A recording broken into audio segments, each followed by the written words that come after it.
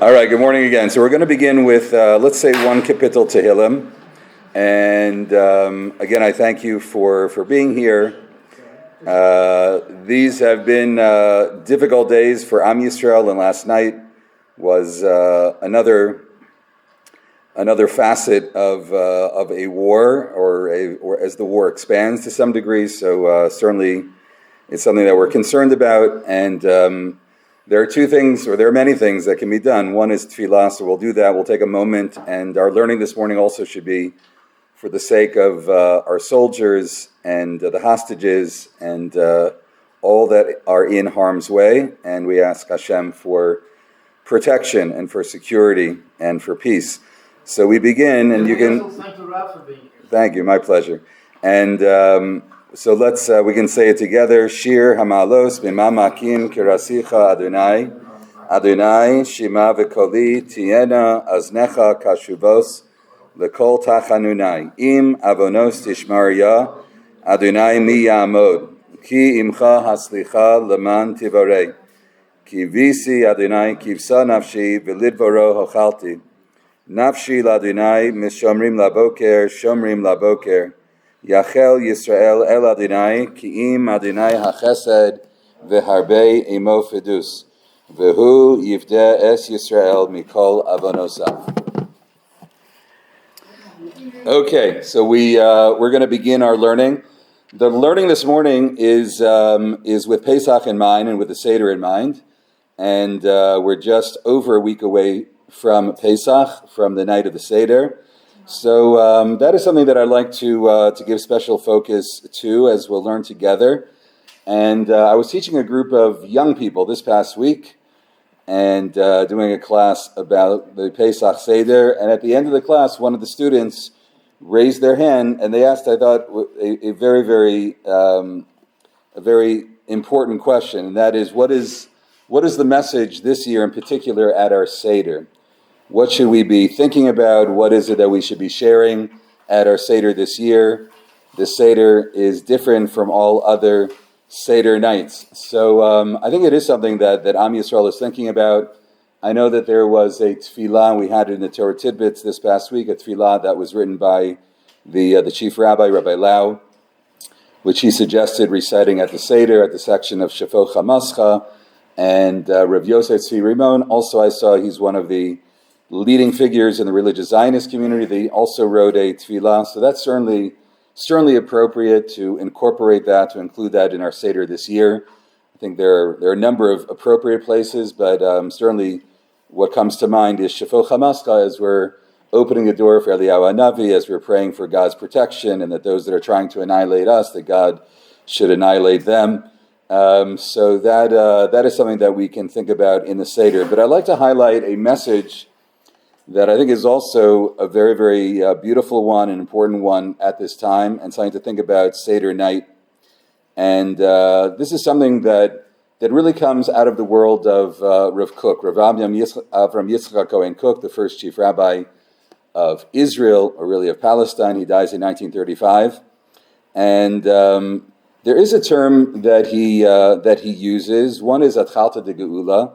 Those that attend the other class that I give weekly, so that is a term that we're familiar with, and in terms of Rav Kook's belief that we're in a very, very precious time in Jewish history as we're moving closer and closer to the Messianic age. And he uses another term as well, and I have this just in the opening source on the top of page 1, where he speaks about the wonder and the beauty of the Jewish people returning to the land of Israel. And he doesn't have 7 million Jews living in the land of Israel. He has a handful of Jews, 70, 80,000 Jews that are living in the land of Israel, early 1900s. And I'll just read one line from Rav Kook. He writes, Al yiktan be'einenu, it should not be small in our eyes. Erech hayityashvut hagdola, how awesome it is, how amazing it is that the Jewish people are returning to the land of Israel, and that there is a hityashvut, that there is a settlement, that there are Jews that are making their home in the land of Israel. That's something that is that's quite astounding. And then he writes, just skipping to the second line, the last 4 words, Ot umofed. This is a sign and a wonder. Those words are similar to the words we use, or the Torah uses, and the Haggadah uses when it speaks about the miracle of leaving Mitzrayim. Otumafeti lanu al tzadei malach habrit. That this is a sign of the angel of the covenant, haolech v'karev. The angel of the covenant who is quickly coming, haolech v'karev. Now the question is that terminology, and that's going to be the theme of our learning this morning.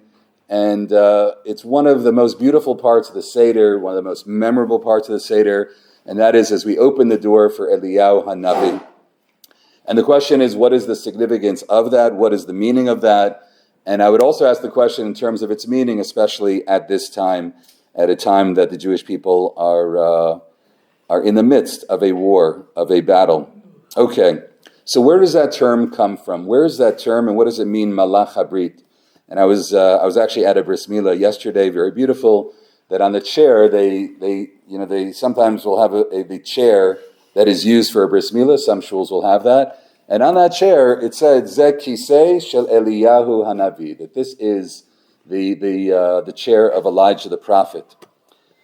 So this coming Shabbos is Shabbos Hagadol, and then we have Sunday night B'dikas Chametz, and then the following night we have the Leil HaSeder. But this coming Shabbos, we're going to be reading from the Navi Malachi, and in the Navi, in the prophecy that Malachi has about the future redemption, he uses this terminology. He talks about a Malach Habris, and this you see, this is the middle source on the page.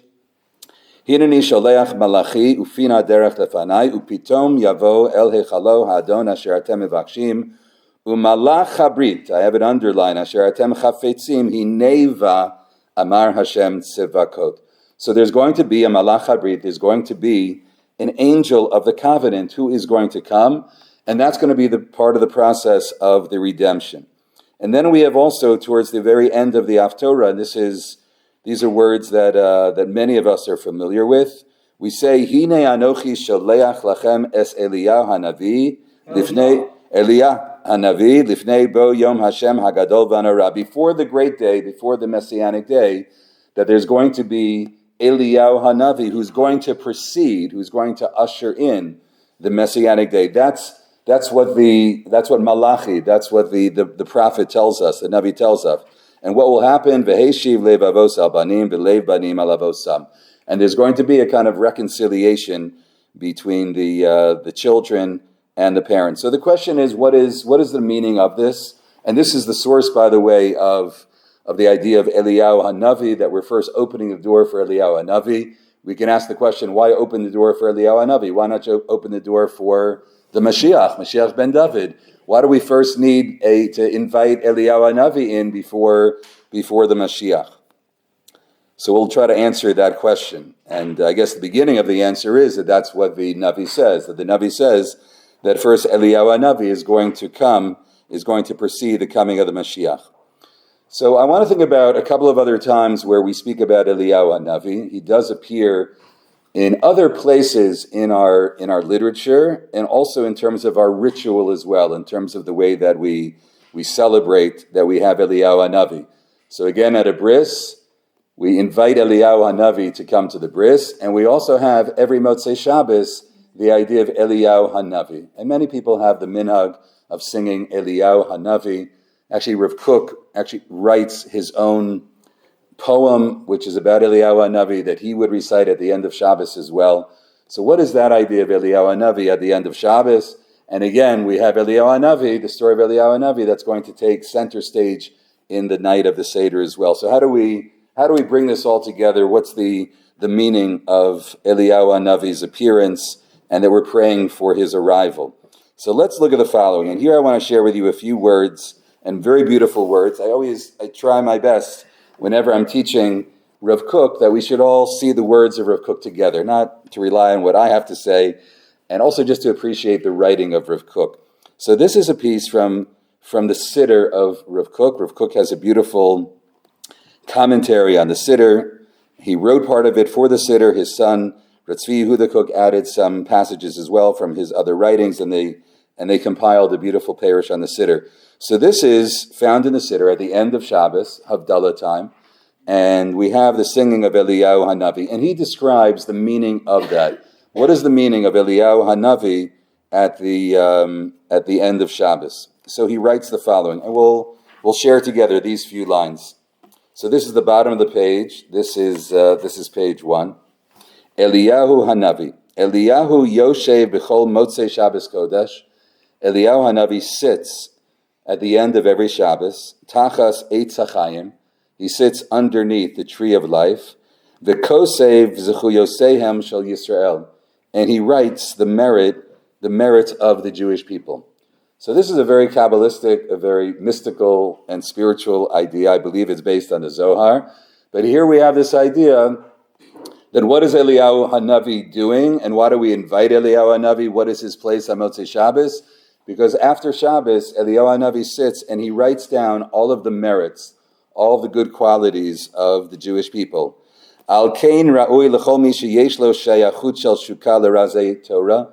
So every person, says Rav Kook, all of us, every Jew that has an inclination for the secrets of the Torah, right? Ideas of the Torah that are a little bit deeper. Shehim midat giloy Eliyahu.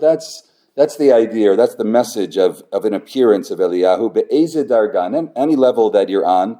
Afilu im hi rak b'derech dimyon. Even if it's just imaginative, if you're kind of just imagining that that picture, that portrayal of Eliyahu Hanavi. O hargasha, if you just have a feeling for that. O hasagat haseichel noshi, or intellectually you're drawn to that idea that that's a beautiful thing to do at the end of Shabbos, to think about the Jewish people and their merits. V'kal v'chomer im Allah b'chesed elyon l'madregot yoter gvot. And if a person is on a very high level, they're interesting, and I think Rav Kook is kind of describing himself to some degree, that he's actually feeling this at the end of Shabbos. What a beautiful thing to feel at the end of Shabbos. Right? What are we thinking about as Shabbos comes to a close? We have to do the dishes, right? What are we doing what do we have to do for the coming week? The phone calls, let's check our email. But for Rav Kook, I think he's describing the way that he felt at the end of Shabbos. At the end of Shabbos, he felt so in love with the Jewish people. You know, when you're walking the streets on Shabbos and you see one another, you kind of see like something more beautiful in the other person that you don't always see during the week. We look a little bit different right now than the way we see each other on Shabbos. I'm not sure why that is, but maybe that is the spirituality of Shabbos that just that fills our hearts and our neshamas, and we see a little bit more of the beauty in one another. And as Shabbos came to a close, Rav Kook is describing that this is the feeling that he had, this love that he saw the zechuyos, all of the merits of the Jewish people.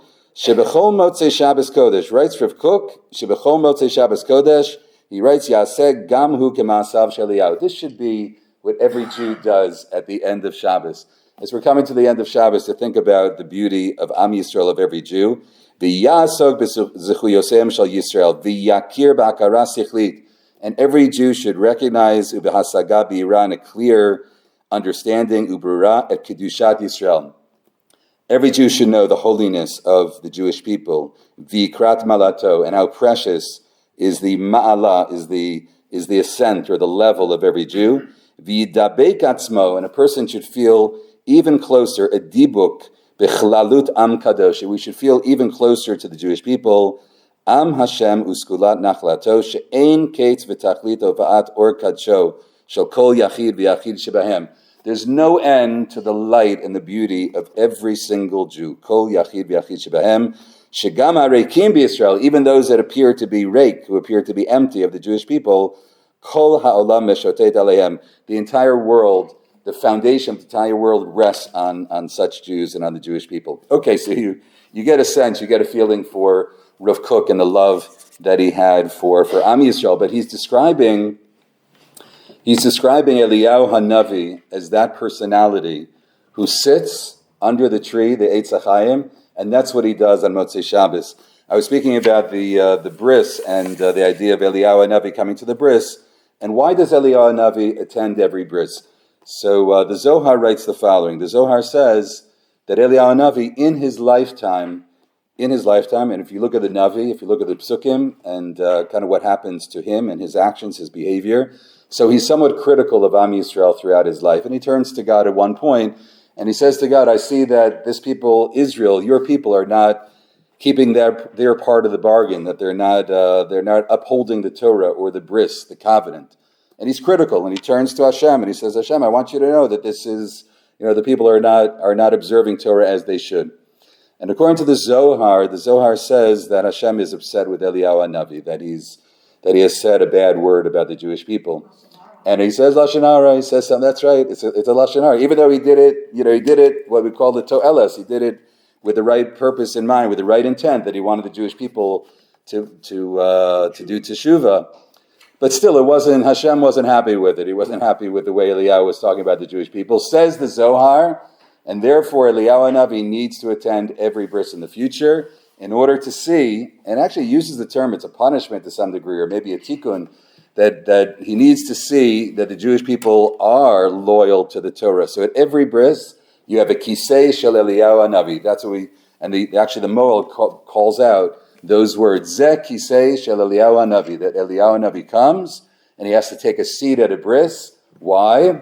Because he needs to see that the Jewish people are keeping the mitzvot, and they're keeping one of the most difficult mitzvot. To take a little baby and to have the baby have a procedure, have a bris, is not an easy thing for parents to see. When I saw the father last night at as he was coming into shul, I said, Mazel Tov, how you doing? He said, I'm so nervous. And yeah, a father and a mother is nervous that their baby that they just gave birth to, that there's a procedure. So this is what Eliyahu needs to see. So Eliyahu learns the lesson. He learns the lesson in terms of the beauty of Am Yisrael, the commitment of Am Yisrael, the devotion of Am Yisrael, and therefore Eliyahu Hanavi comes to the bris. And according to the Zohar, according to Rav Kook, that's why he's there at the end of Shabbos as well. Eliyahu Hanavi is actually sitting in a particular place, a place of holiness, and he's counting all of the zechuyos, all the mitzvot, all the beautiful qualities of the Jewish people.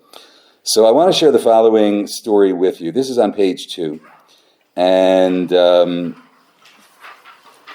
this is a story that's found in the Gemara, and we'll see how it ties into Eliyahu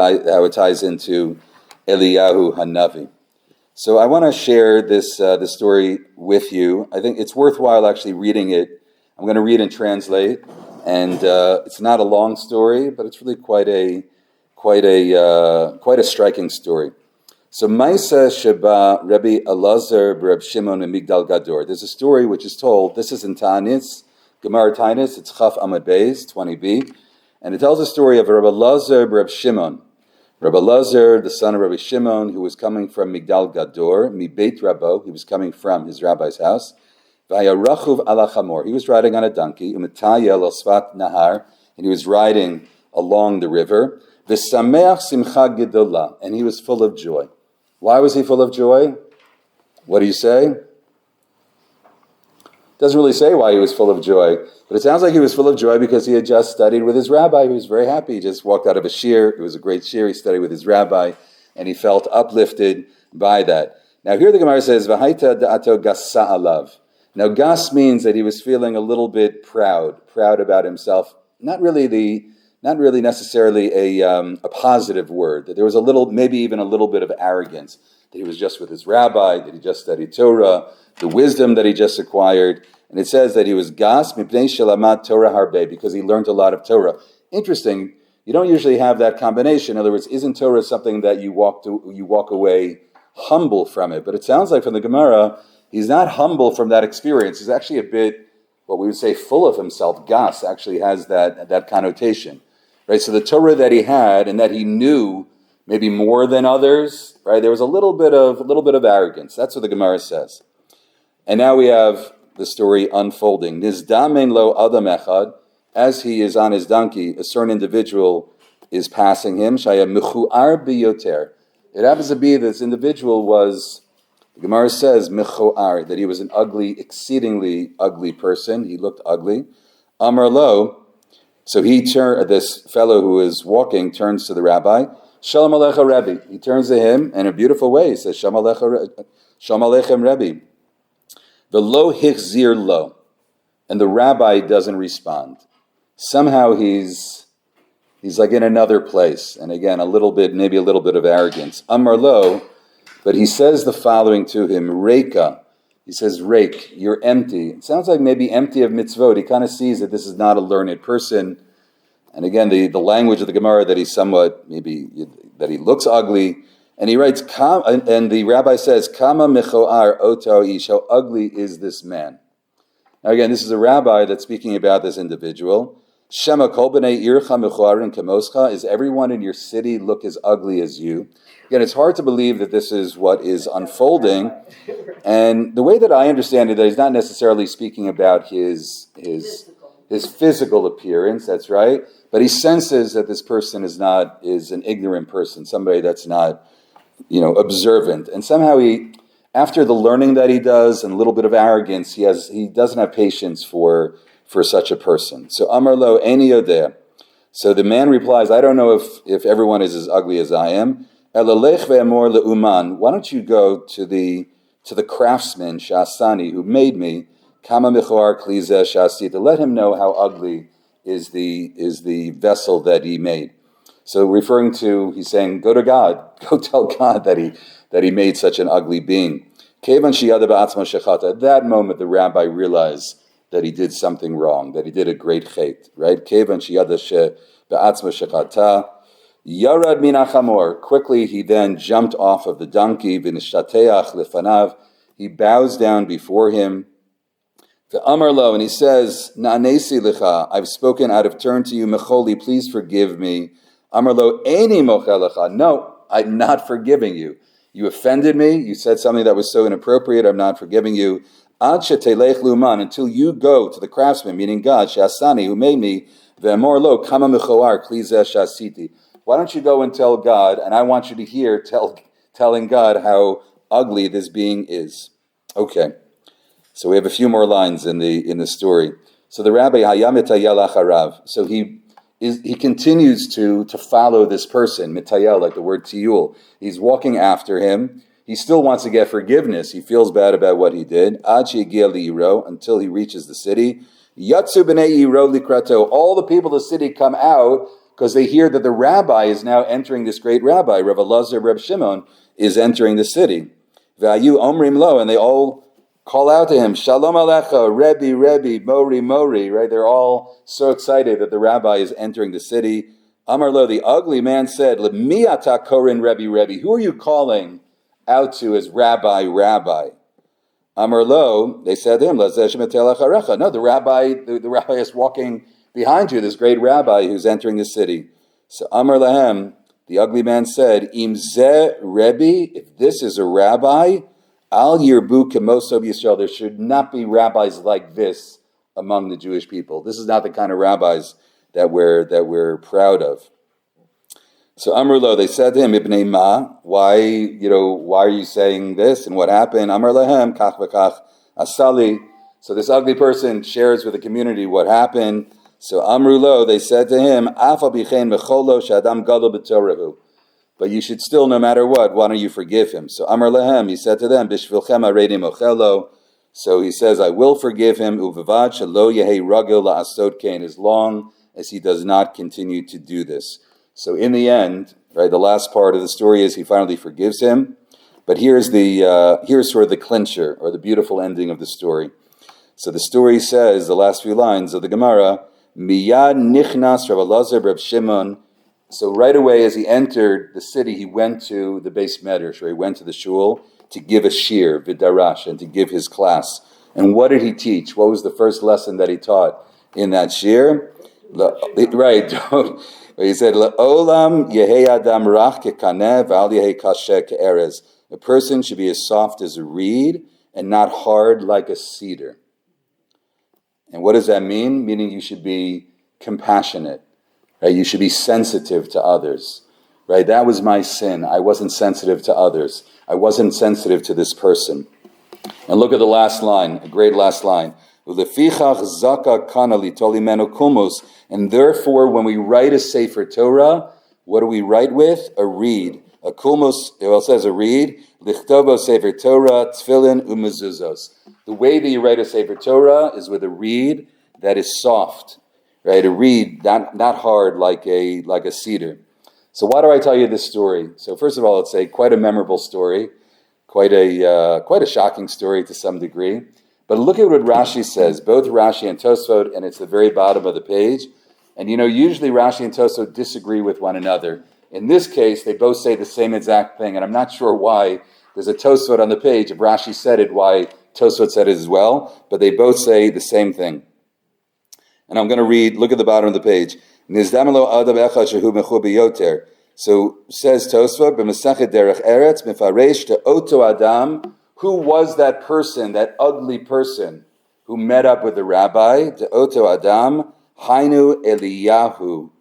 That was Elijah the prophet that appeared, Uletov Nitkaven, and he did it with with goodness, with a positive purpose in mind.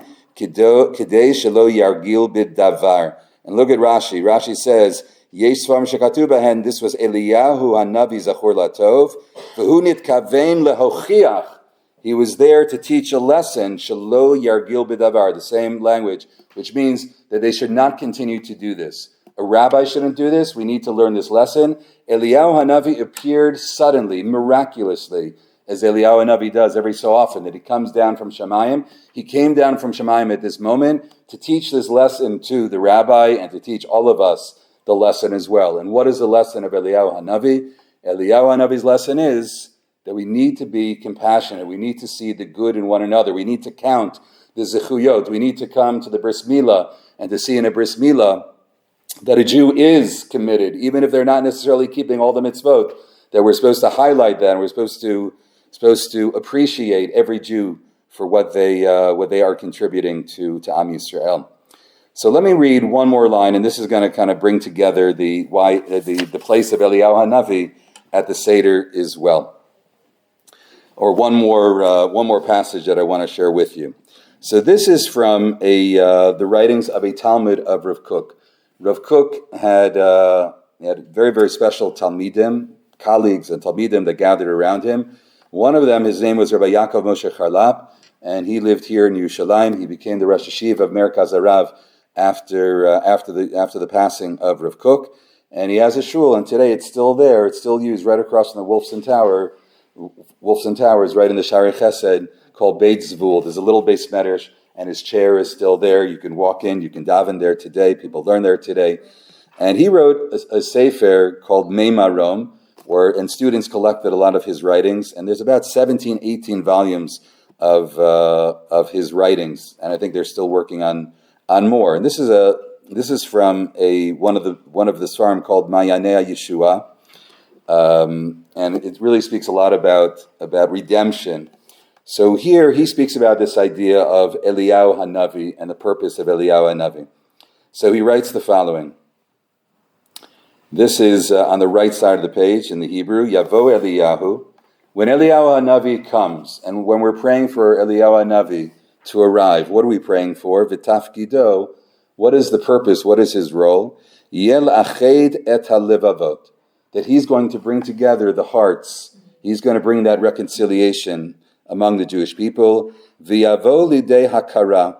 And at that moment, we're going to recognize shahavot, that the fathers, asher hitnagdu lakamat bayid l'shem gulat be'eretz Yisrael, that generation, the older generation that were fighting against the rebuilding of the land of Israel. And here he's referring in particular to what was happening in the 1930s, the 1940s and 50s, even earlier, referring back to the Chalutzim, that there was a lot of tension between the younger generation who, again, maybe that, like the Gemara speaks about, the michuar, that they didn't necessarily have the mitzvot, but they were here building the land of Israel, and the older generation just didn't warm up to it. They didn't see the good in it, right? They didn't see the positive in that.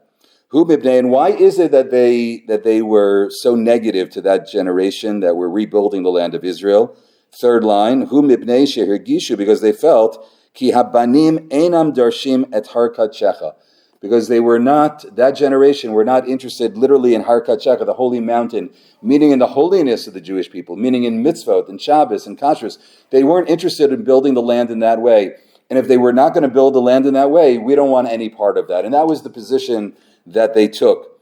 But Rabbi Charlap is going to say that was wrong, that was a mistake, that they judged them, that they, again, like the Gemara, michuar, look at the ugliness of this, that they don't keep mitzvot, they don't keep the Torah, we're not interested in being a part of you. But that was a terrible mistake, according to Rabbi Charlap. The yesh beinehem shemevatrim al zeh. There were even those that were willing, again, in that, the secular group that were coming back, the Chalutzim, they were willing to give it all up. They were just interested in in land of Israel and in a Zionist vision, but not in a Torah vision at all. V'lachein hitnagdu ha'avot litorah zu. They were against this awakening, this reawakening of the Jewish people. They felt, ki Eretz Yisrael, below Kedusha, below Beit HaBechira, a land of Israel that holiness, without a yearning to rebuild the temple, eina klum, that there's no reason for that, no reason for a movement that was doing that. And what's the other, on the other side? Lumadze, mashavot darshim raket hanefesh. But they're also mistaken, the religious community also has made a mistake, and that is that they are interested only in the soul, only in spirituality. B'binyan ha'kedusha.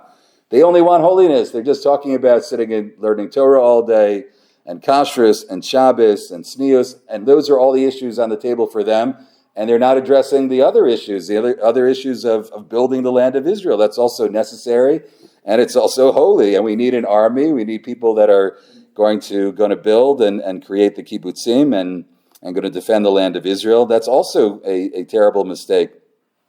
Umevachim alaguf, they're willing to give up. They're not talking about the physical rebuilding of the land. Binyan Eretz Yisrael, shnehem ke'echad to'im. Both communities are mistaken.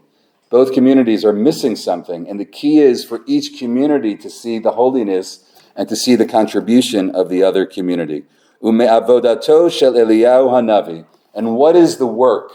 Right? What is it that Eliyahu hanavi is all about? Again, we have the person, so to speak, the personality of Eliyahu hanavi, but it means really a generation, a time where we're going to follow in the footsteps of Eliyahu hanavi. Lahashiv leiv avot abanim. That's what it says in the Navi, that the fathers are going to come back to the children to the fathers, meaning the older generation, the traditionalists, that they're going to see the beauty of the young people, and the young people are going to see the beauty of the traditionalists as well. In other words, that's also important for the secular community to see, yes, there is Kedusha in Shabbos. Yes, there is Kedusha in wearing tzitzis and putting on tefillin. That both communities see the beauty in one another. Ki'im chas v'shalom, he writes, and I'll just these two last lines. Ki'im chas v'shalom, if God forbid, yatkimu hanigudim halalu, yitkaimu hanigudim halalu, if these continue, if we continue to be fighting this nigudim, if there's going to be this tension between communities, shebein havod lebanim alula shetavo shoah ala aretz. You could have and he uses the word shoah here, which we're familiar with, kind of a Holocaust. You could have a destruction in the land of Israel itself. We're back in the land of Israel, but if we're going to be at each other's throats, if we're not going to respect one another, to see the beauty in one another, so then something terrible can possibly happen. So says Rabbi Charlap, what is the idea of Eliyahu Hanavi? What's the idea of Elijah the prophet? It represents, yes, miraculously that he should come back, but it represents a movement. It represents a time in Jewish history and with our return to the land of Israel that we begin to see, and that we see in a deeper way, the greatness and the beauty of every Jew, counting the mitzvot of every Jew, of seeing the secular community, those that are fighting for the land of Israel, that we see the greatness, the heroism, the courage, the mitzvah, the holiness of that act, and that the other community as well sees the holiness of those that are keeping Shabbat, those that are dedicated to Torah, and to see the beauty in both communities. So why is it that we open the door for Eliyahu Hanavi? And here we come to the Seder, and I would say one of the most important messages of the Seder this year, if we want to talk about, there are many messages, but one that I'll highlight this morning with you is to talk about the importance of unity, the importance of being together. And it's a theme that we all have been talking about over the last number of months, with the war, with all the difficulties, with all the pain, with all the suffering. But what we're seeing is a unity, is a respect for one another, certainly more than we had prior to the war. And we know that there's a lot of talk about what was happening before the war broke out in terms of the tension. What's that? We saw. Okay, I hope we didn't just, right, I hope you're saying it's in the past already? Is that what you're suggesting? Just have a look around and see what's going on. Yeah, no. Your point is well taken, and I hope that's not where we are, but I think you're right. I think we're beginning to struggle with that again, that some of that very close sense of camaraderie and respect and unity, that we've already lost a little bit of that. So we need to reclaim that. And that's what we're doing Seder night. What we're doing Seder night is we open the door for Eliyahu Hanavi. I asked before, why not just bring in the Mashiach? Why not just open the door and say, welcome Mashiach? Why Eliyahu Hanavi? Because there's a stage before Mashiach. Mashiach is not going to come until Eliyahu Hanavi comes. Now, what does that mean, until Eliyahu Hanavi comes? He's not going to come until there is reconciliation, until there is love and respect for one another.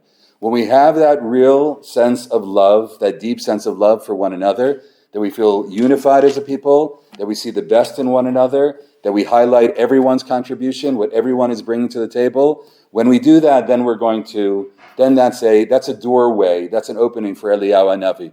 Until that point, Mashiach is not coming. So we first need to open the door for Eliyahu Hanavi, and with that sense of reconciliation, so then we can... then please God, we can bring in Eliyahu Hanavi. This was yes, please, Harriet. Oh, no, I think a lot of this has been, as you said, we're all... Very good, beautiful. Yeah, there's a piece that Rav Kook has. Rav Kook writes that I don't remember in all the writings and all the history that we ever had names for different communities of Jews. He says, I don't remember all these labels. And he says it's not a healthy thing to have labels. And he says, we've never had it before. And today in Israel, yes, we've created like more labels than ever before, like exactly like which camp you're in, which community you're in. These homes, this neighborhood is being built for, this specific community. So that's something that we need to be concerned about. And this was very much the life of Rav Kook. And I want to share with you just a couple of stories, and we'll conclude with that. So Rav Kook was not only was it something that he wrote about. We just saw a few pieces from Rav Kook in terms of what Eliyahu Hanavi represents, in terms of a unifier, in terms of one that brings reconciliation. V'heshiv lev avos al banim, v'lev banim al avosam. But it was very much a part of his life as well. There's a beautiful story, which is appropriate Pesach story, that right before Pesach, Rav Kook was involved with, as many rabbis are, with collecting funds, kimcha de pischa. And by the way, that's the first halacha that the Rama writes, that when it comes to Pesach, the first thing that we need to be concerned about, even before all the shopping and the cleaning, to make sure that we are providing for others, that there are others in need, that we're contributing to, that we're donating, volunteering to help others. So he received a lot of money, as rabbis do before Pesach. They collect money, people give to the rabbis to distribute the money. And his shamus came to him and showed him the list of people, the poor people that would be receiving the money. And the shamus then turned to Rav Kook and said, I'm happy to bring it to everyone. That's my job, that's my role. But there's one name on this list that I refuse to bring, this kimcha de pischa, this, the money for Pesach. And it's a certain individual who's been very, very cruel to you. And we know that in the days of Rav Kook, there were many that loved Rav Kook, and there were those that also were not in favor of what he wrote and what he stood for, and people that really made it difficult for Rav Kook. And this was one of those individuals, and he was well known to be one of those that made life very difficult for Rav Kook. So Rav Kook said to his shamus, he said that if you don't bring it to him, that I'm going to bring it myself. I will go to his house. And he said to him, and this is one of the famous teachings of Rav Kook, he said, that's the very definition of ahavat chinam. Ahavat chinam means to love somebody even if they're not deserving to be loved. And this person, yes, it may be true that he's not deserving of it in the way that he's treated me, but ahavat chinam means that I find a way to love somebody else, that I find a way to be dan l'kaf zchus, to judge the person meritoriously. So that's very much this idea of Rav Kook and Eliyahu Hanavi, to see the best in others, even when they're not necessarily deserving of it. There's a beautiful story that Rabbi Soloveitchik tells, and we know that Rabbi Soloveitchik visited Eretz Yisrael just one time in his life, 1935, a few months before the passing of Rav Kook, and they meet one another. There's an article that was written about that meeting with one another, a very emotional meeting. Rav Kook is really on his deathbed at that point. And Rabbi Soloveitchik is a young man. He comes to Eretz Yisrael, and he's a candidate for the chief rabbi of Tel Aviv at the time, 1935. And he is not elected, he is not chosen to be the chief rabbi. But on that trip, he's visiting the country, and he's being brought to places to see what's happening. Again, 1935, what it must have looked like here in Israel. And he's brought up north. He's brought to a kibbutz called Kinneret, the kibbutz Kinneret. And there he comes in, and it's a secular kibbutz where they do not keep kosher, where they do not follow the rules of taking the truma and masrot, of taking the tithes on the fruits and on the vegetables. And he comes in, and they escort him in, and right away that they offer him some grapes. That they said they picked these grapes not long ago, and we want you to taste the grapes of the kibbutz. So at that point, Rabbi Soloveitchik turns to them and says, I'd love to be able to eat them, but I'm not allowed to. They're not kosher. They're not kosher grapes. So how are they not kosher grapes? Grapes just, they grow on the vine. Well, in Israel, in order for it to be kosher, you need to take the appropriate tithes, the meiser and truma. So they say to Rabbi Soloveitchik, no, we've done that. We've taken the meiser, we've taken the truma. And Rabbi Soloveitchik is like, wow, how is that possible? You're not, you don't keep Shabbos here. You don't, it's not part of who you are and what this place represents. So he says, well, a few years ago, there was a great rabbi that came to our kibbutz for Shabbos. And his name was Avram Yitzchak HaKohen Cook. And he came that Shabbos, and he came with a little pekalach, a bag. And in that bag, he brought some challahs and some wine, a little bit of food. And he said that he wants to spend Shabbos with us, and he wants to be with us for Shabbos. And he came Friday night, and we sat down together. In the kibbutz, everyone's eating together. He sat at his table. And there was all this, Chilul Shabbos going on around him, what people were doing, and electricity and lights going on, all this. But here he's sitting, and he's having a Shabbos meal. He invites people to join him. And then on Shabbos morning, he asks, the community if they would like to have a minyan to daven together. And nobody wants to daven. There's work to be done, and it's a day off for many people. So he just davens alone, davens b'yechidus, and he has the meal. And again, towards the end of Shabbos, he's sitting quietly, and people are joining him a bit. Motzei Shabbos, Saturday night, they all get together. It was their custom. They would sing Israeli songs and dance, and he sat with them, and he told some stories and sang with them as well. And then it was Sunday morning, and it was time for Rav Kook to leave. And as he's about to leave, a group follow him. They feel very, a closeness with him over Shabbos, and he turns around and he says to everyone, he says, the next time that we're here, said in Hebrew, the next time that we're together, I would love to be able to sit together and have meals and eat together with you. And that's the way that he said farewell, and again with a lot of respect and with honoring them. So at that moment, as the story goes, they tell Rabbi Soloveitchik, at that moment we all kind of huddled together and we said, you know what? We may not believe in all of this, and it's really not our thing per se, but we're going to make our kitchen kosher, and we're going to keep the laws of truma, meiser, of the tithes, that if the rabbi ever comes back, that we could all sit together.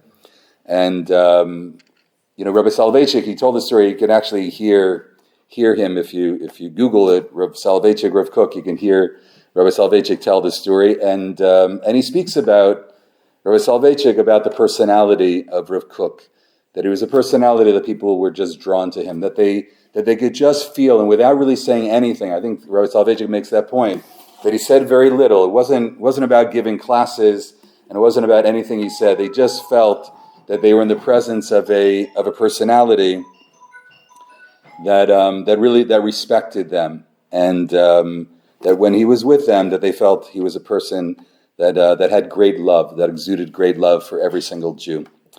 Let me share one other, and maybe this is an idea that in terms of loving every Jew and every person that's in the Seder itself. Just maybe a Dvar Torah. It's a story, but maybe a Dvar Torah that you'd like to share at the Seder. It's a Hasidic story of Rav Tzvi Elimelech of Dinav, known as the Dinav Rebbe, one of the great Rebbes of Hasidus.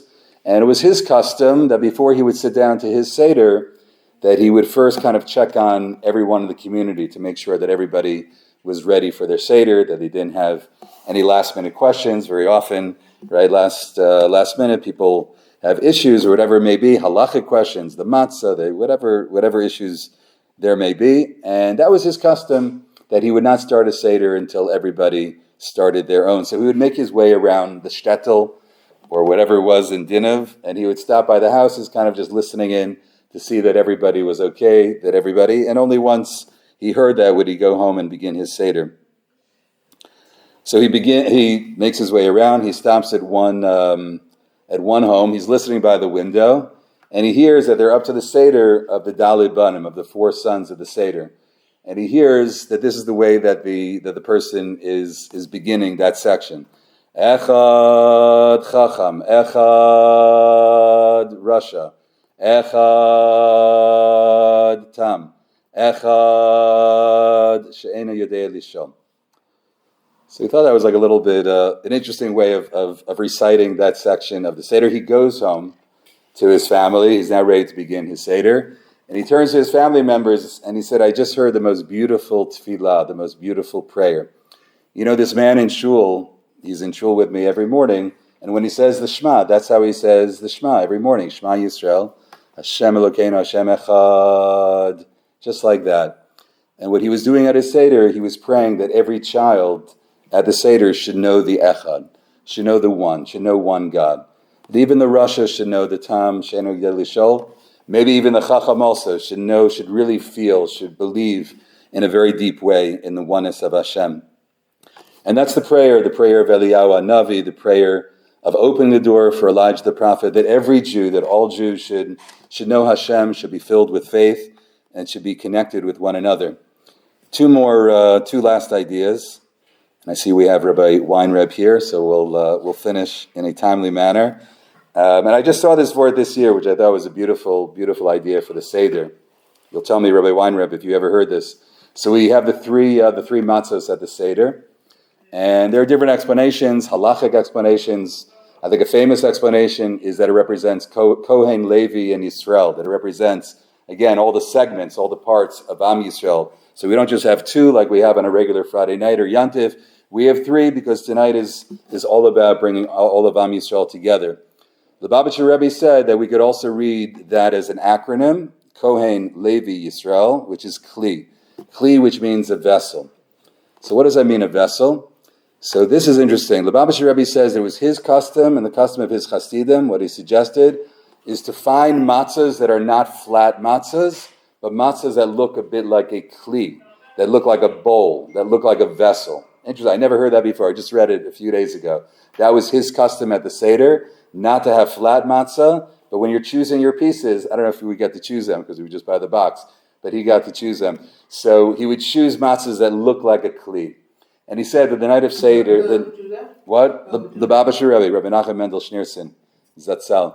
So so it was his custom to do that. And he said because the night of the Seder, we all have to become a kli, a vessel in which we fill ourselves with holiness, the holiness of the night. We fill ourselves with goodness and with compassion on the night of Pesach. And that should overflow. It should be like a vessel that overflows to others around us, that we're giving to others around us. Again, seeing the best in one another, creating a greater sense of unity and oneness in Am Yisrael. And I'll end with the following, which is a beautiful, a one-liner from Rav Levi Yitzchak Barditchev. So he said the following. He said, at least in his day, in his town, so the way that they would greet one another on Purim and Pesach was you should have a freilich in Purim and a kasher in Pesach. You should have a kasher in Pesach. So he says that's wrong. You know, it should really be the opposite. He says when it comes to Purim, we should wish one another have a kasher in Purim. Kasher meaning you should have a kosher Purim. You got to make sure because a lot of people go overboard. They don't, they drink a little bit too much. So we should wish one another have a kosher Purim. But he says we don't need to be reminded to have a kosher Pesach. Everybody knows that they have to have a kosher Pesach. Everyone's going crazy, buying a toothbrush or this or that. Everybody knows. But we do need to remind one another is to have a freilich in Pesach, that we should have a joyous Pesach.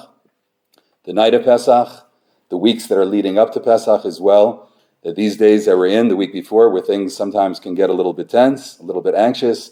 But to remember the most important thing is a lot of joy. And Rav Levi Yitzchak Barditchev says, only with joy can we grow, can we become people of greater faith and of goodness. And that's what we need to bring a lot of joy to Seder night. So in this time with all of the challenges around us and the difficulties that we're facing, we should be zochet to a lot of joy as well. joy with our families, joy on the night of the Seder, and as a Jewish people, that it should be a time of joy, of Yeshuos and Nechamos. I wish everyone a Chag Kasher v'Sameach. I thank you very much for coming out. I know this is a difficult, challenging morning. To have a group that's here learning together is an inspiration, so I thank you very much. And I wish everyone a Freilichen, that's right, a Freilichen Pesach full of joy and happiness.